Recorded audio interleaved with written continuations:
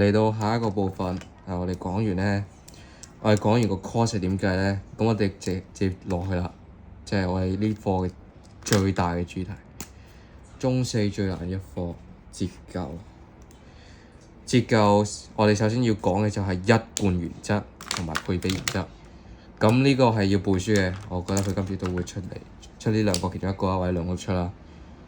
總之咧，我哋做呢啲折舊係要符合呢個嘅配比概念，即係我哋係應該咧有系統咁樣咧喺使用年限嗰度分攤，即係我哋唔好亂咁分啦，即係按年份啊、月份咁樣分啦。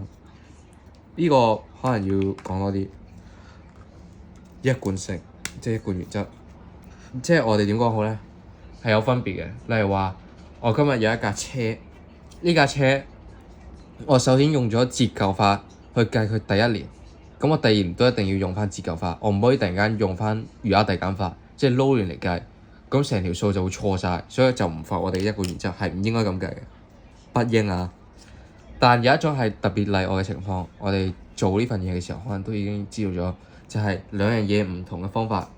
例如話我汽車係用嗰個直線法嚟計個折舊，而我嘅設備係用餘額遞減法。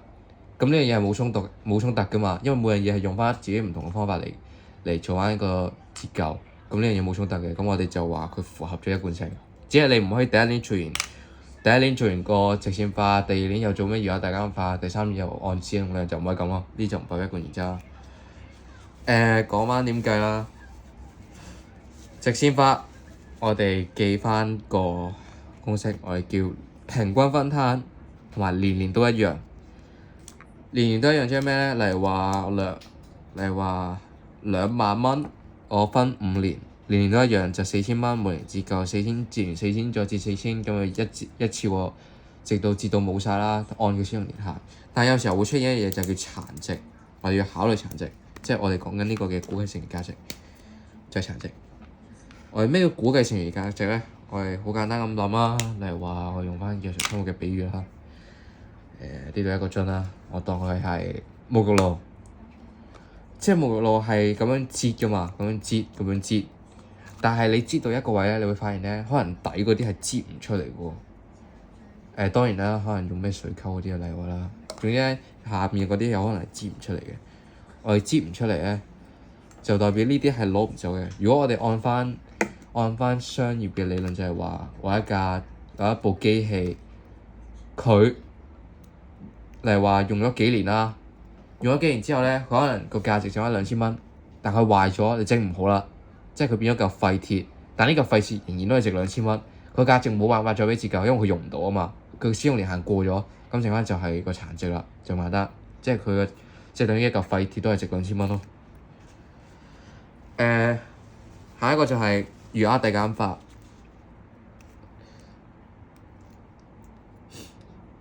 呢個就係唔考慮殘值啊，不考慮殘值。我哋係減翻佢累積折舊，即係我哋累積折舊係有另外一個寫法，我哋叫帳面淨值 （MBV）。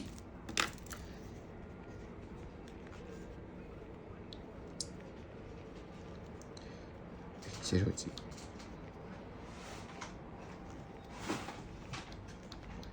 即係咩咧？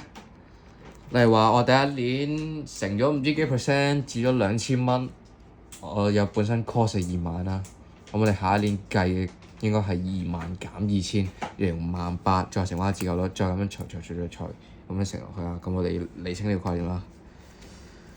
第三個簡單啲嘅就係、我唔好講咗呢個比喻先啦。餘額遞減法咧，你會發現咧，佢折嘅數係會越嚟越少嘅。即係你可以用呢個嚟 fact check 翻你計嘅數係啱唔啱咯。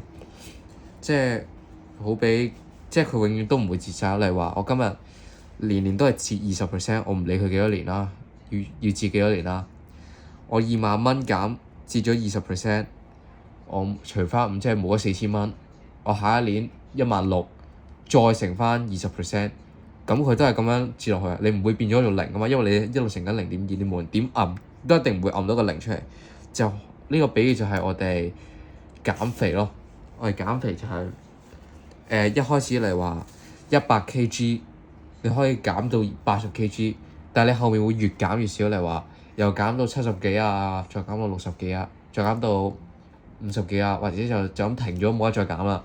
因為你減肥唔會減變零，變咗張紙嘅，都好似冇重量咁，冇可能噶嘛。所以我哋呢個咧，最後係會發現咧，你係冇可能咧會變做一個冇可能會變做一個咩零嘅，冇可能會變做零，不可能變做零。呢個都講咗啦，佢係按住一個遞減嘅速率嚟遞減，因為佢係咁乘0.2啊嘛。你個數你 cost 越少，你咁乘0.2，咁你個累積時間咪係咁越少咯。下一個簡單啲，按使用量計算，好簡單。例如話，我預計呢部機可以用4000個鐘，我可以用1800個鐘。咁咪將個 cost 嗱，呢個考慮殘值啊，呢個都係一個明確要考慮殘值，啊。之後我哋係要睇殘值先。將個跟住再減少殘值啦。例如話乘1800除4000，咁啊計到1年嘅照有幾多咯？下面呢個其實有啲要講嘅。呢題嘅第7題啦，43.2萬買咗部機器，呢個係2013年，我哋可以預計佢總生產時數係8000個鐘，用4年。咁其實呢個唔使理佢。其實呢個都唔使理佢，因為我係淨係睇按使用量啊嘛，使用量計啊嘛，所以其實都唔使睇呢個，睇呢個得㗎。咁好簡單啦，我哋做下咧，都懶得撳，就咁咯。43200啦，乘1800除8000，跟住呢度又係咁啦。2300、8000、2400、8000。你會發現咧，做下突然間有啲唔對路喎。我攞部 calc 出嚟計，我係經歷咗3年嘅滄桑，我哋仲有1年嘅折舊未做啊嘛。你會發現做2500係唔合理嘅，因為你有8000個鐘啦。你第一年冇咗1800個鐘，第二年冇咗2300個鐘，3900。你第3年冇咗2400個鐘。你其實剩翻1500個鐘嘅啫喎，但係你呢度係話做2500個鐘喎，呢個時候我哋就冇可能咁做啊！我哋一定要按翻佢最大嘅數嚟做咯，即係我哋呢度就乘翻1500。呢個就使用量特別啲嘅方法咯。咁呢個就係生活自由方法啦。